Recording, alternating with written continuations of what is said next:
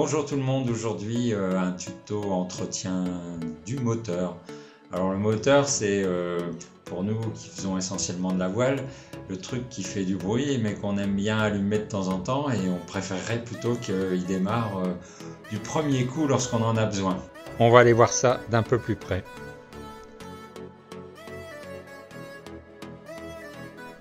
Bon alors après enquête, il semblerait que le moteur se trouve quelque part là-bas derrière. Bingo, trouvé.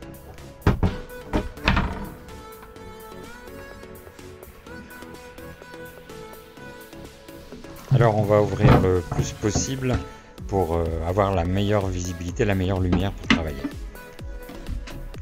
Ce qui permet de nous trouver encore plein de bouts de moteur ici à droite ou à gauche.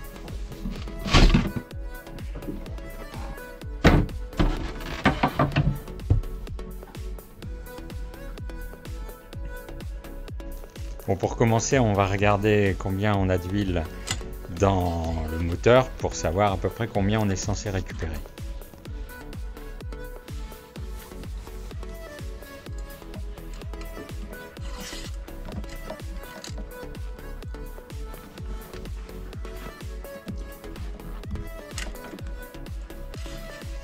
Donc on est au max et il suffit de trouver la doc constructeur pour savoir combien ça fait. Donc un peu plus de 4 litres pour nous. Donc voilà un peu tout ce dont on va avoir besoin. De la protection pour le sol en dessous du moteur, des chiffons, une clé à sangle, un filtre à huile, une seringue pour aspirer, des entonnoirs, des gants, des bidons de récup et de l'huile neuve à mettre. Alors on fait tourner le moteur pendant 15 minutes minimum pour avoir une huile chaude qui sera plus fluide pour être aspirée. Ici sur ce moteur Volvo Penta, on a une sortie spéciale pour mettre la seringue afin de réaliser l'aspiration. Donc on enlève le bouchon. Si on n'avait pas eu ça, on serait passé par le tuyau de jauge. Donc on insère le tuyau en plastique dans le tuyau de vidange et on viendra y mettre dessus la seringue d'aspiration.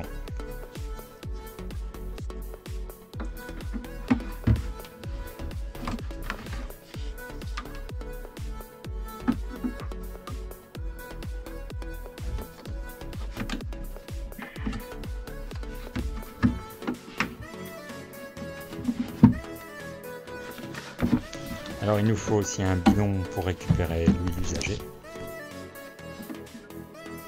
Et voilà, c'est parti. Alors aussi, attention parce que l'huile étant chaude, ça peut brûler.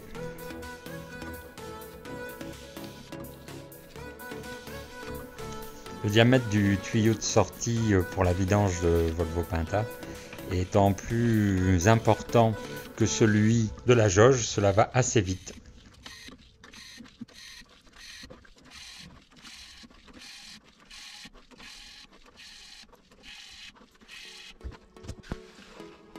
Ensuite, il nous reste à égoutter tout ça proprement.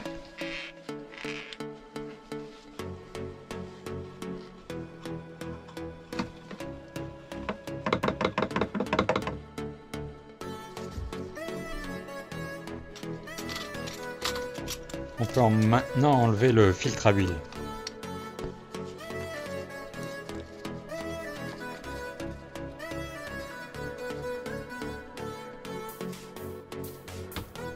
Il faut positionner la clé à sangle et un petit peu insister.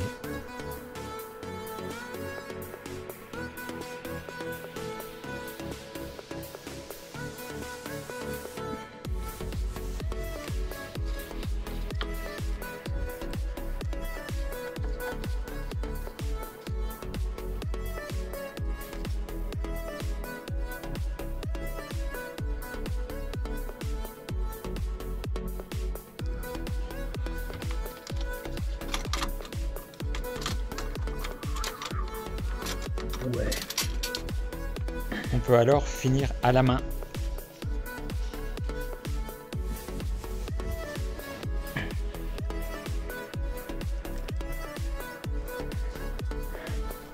On renforce la protection chiffon parce que avec le reste de ce qu'il y a dans le filtre à huile, il va y en avoir un peu partout.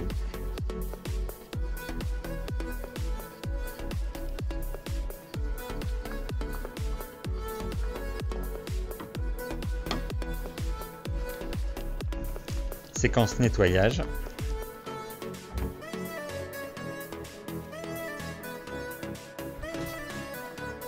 Et on peut s'occuper du nouveau filtre à huile.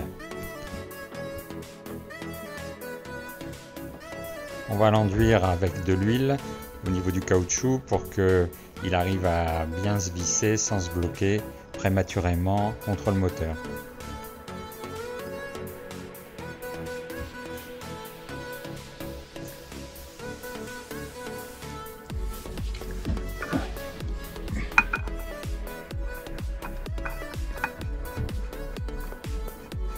Alors on revisse uniquement à la main, pas de clé à sangle.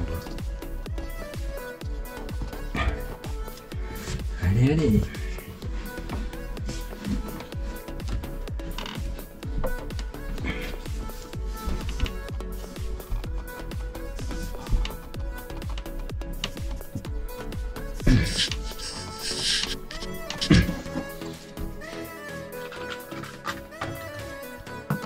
Donc il reste de l'huile dans le filtre à huile et il faut l'évacuer.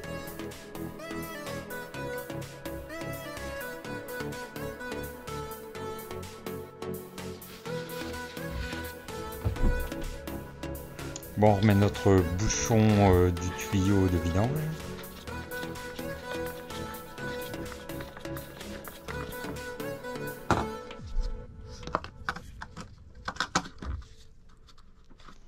Et donc on va remettre exactement la bonne quantité, donc ici environ 4 litres.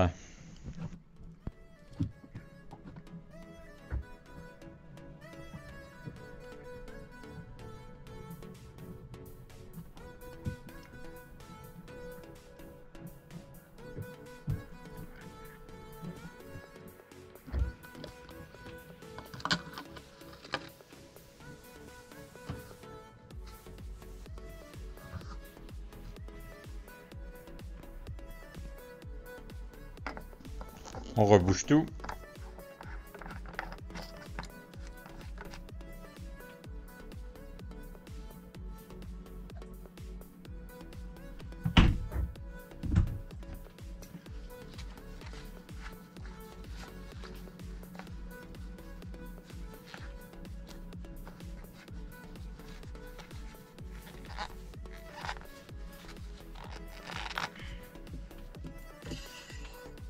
Et on contrôle avec la jauge où on en est.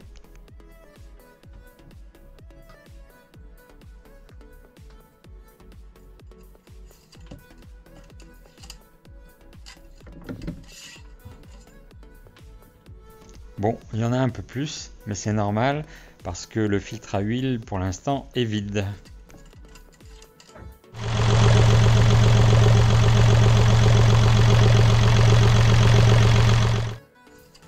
Donc deuxième contrôle après avoir fait tourner le moteur et donc circuler l'huile. Et là, c'est tout bon. Il nous reste à évacuer les déchets sur la zone technique de la capitainerie. On va s'intéresser maintenant à une opération facile à faire et qui peut rapporter gros, c'est le contrôle donc de tous les serrages des colliers, de toutes les durites et tuyaux qui sont autour du moteur.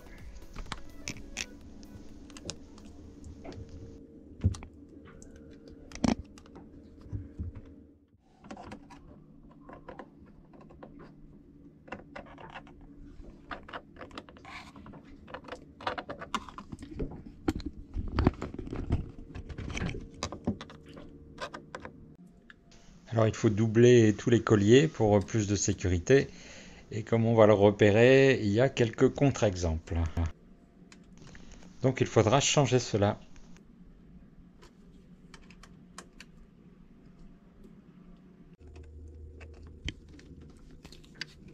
Allez.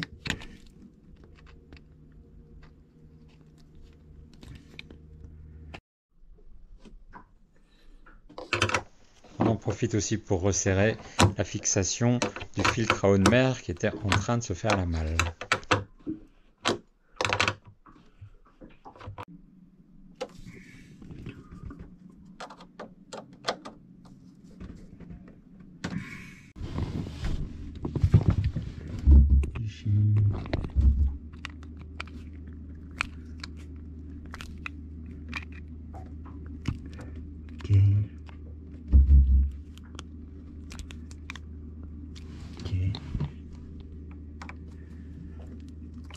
Oh. Ok.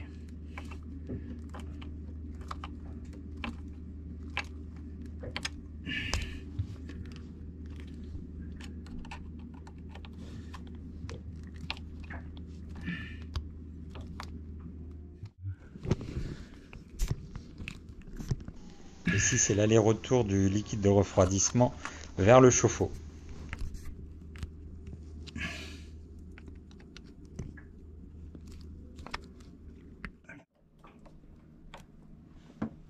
Bah, je sais pas mal tout ça.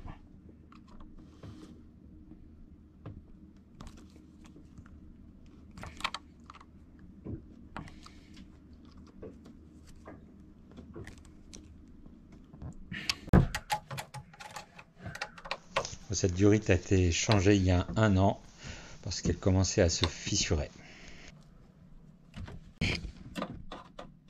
Et le mélangeur changé il y a 2 ans.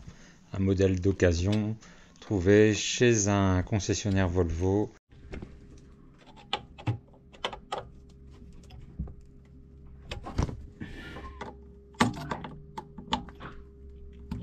Bon voilà, ça se termine. Il restera à faire la même vérification au niveau du circuit d'eau douce pour le confort.